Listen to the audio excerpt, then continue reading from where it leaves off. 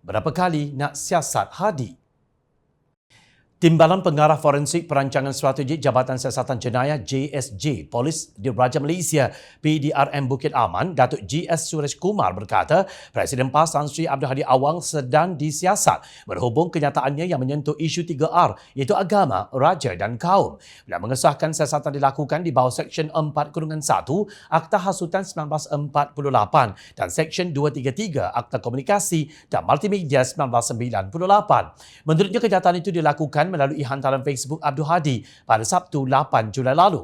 Artikel tersebut turut disiarkan dalam Harakah Daily pada hari yang sama dengan tajuk DAP Parti Terbesar Pakatan Harapan.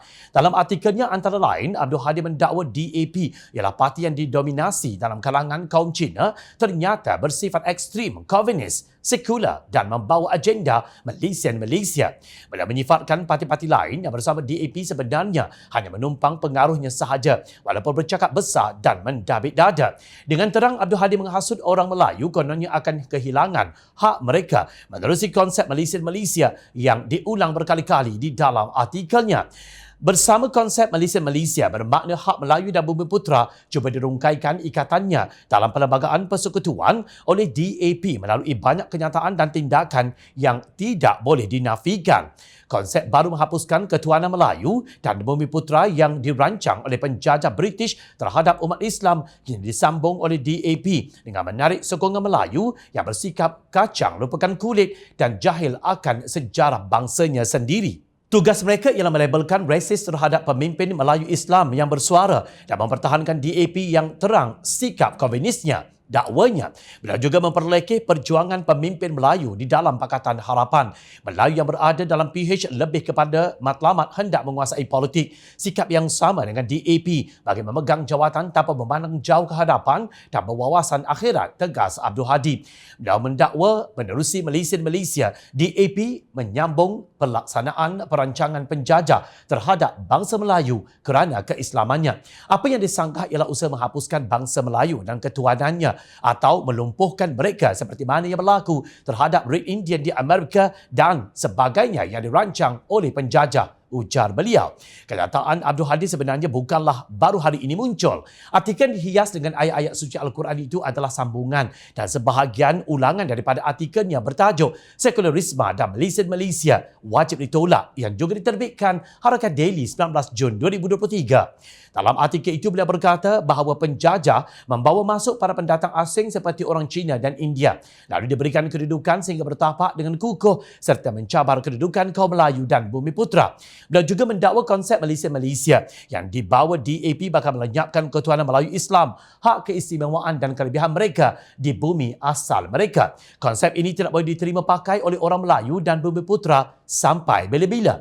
Sebarang tindakan menerima konsep ini ibarat merelakan diri mereka untuk menjadi seperti kelompok Red Indian di Amerika Utara, Maori di New Zealand dan Bush People di Australia. Mereka telah dianaktirikan, katanya. Ini bukan kali pertama PDRM menyiasat Abdul Hadi susulan kenyataannya yang berbau hasutan. Sejak Kerajaan Perpaduan dibentuk atas inisiatif Yang di-Pertuan Agong Al-Sultan Abdullah Riayatuddin Al-Mustafa Billah Shah, sudah 3 kali Abdul Hadi disiasat PDRM. Pada 29 November tahun lalu, Abdul Hadi disiasat setelah menuduh Perdana Menteri ke-10 Datuk Seri Anwar Ibrahim sebagai ejen Israel. Siasatan dikendalikan oleh Unit Siasatan Jenayah Terkelas USJT, bahagian pendakwaan Undang-Undang D5 JSJ Bukit Aman. Kes telah diklasifikasikan di bawah Seksyen 504, Seksyen 500 Kanun Keseksaan dan Seksyen 233 Akta Komunikasi dan Multimedia 1998. Kata Setiausaha PDRM Datuk Nursia Asaduddin dalam kenyataan. Pada 9 Mac lalu pula Abdul Hadi disiasat juga oleh USJT Bukit Aman berhubung kenyataan yang mendakwa Perikatan Nasional PN sedang berusaha menjatuhkan kerajaan. Ketua Polis Daerah Sentul Assistant Commissioner Beh Eng Lai berkata demikian selepas menerima laporan terhadap ahli Parlimen Marang itu yang dibuat Pemuda Amanah Nasional dan Angkatan Muda Keadilan AMK Selangor di Ibu Pejabat Polis Daerah IPD Dang Wangi. Selain itu, Abdul Hadi juga sering mengeluarkan kenyataan mentakfiri pihak yang tidak sealiran dengan pemikiran politiknya. Politik Abdul Hadi hari ini tidak ada bezanya dengan ucapannya di Kampung Banggul Pradong, Kuala Terengganu pada 7 April 1981.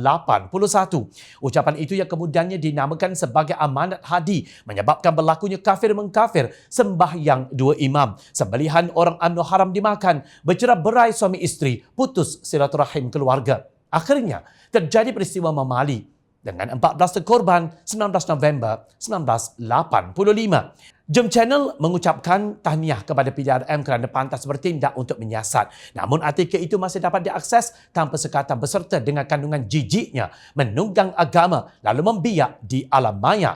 Selagi tiada tindakan tuntas untuk menghalangnya, Abdul Hadi akan terus menggunakan media sosial untuk menanam benih kebencian yang meracun hubungan sesama umat Islam dan antar kaum di negara ini. Abdul Hadi secara konsisten menyamai kebencian sesama Islam dan sesama rakyat Malaysia dengan menunggang agama. Beliau seorang pelanggar undang-undang berulang. Tidak tanduknya umpama beraja di mata, bersultan di hati. Jangan cuba memperbodohkan orang Melayu Islam. Ingat, rakyat sentiasa memerhati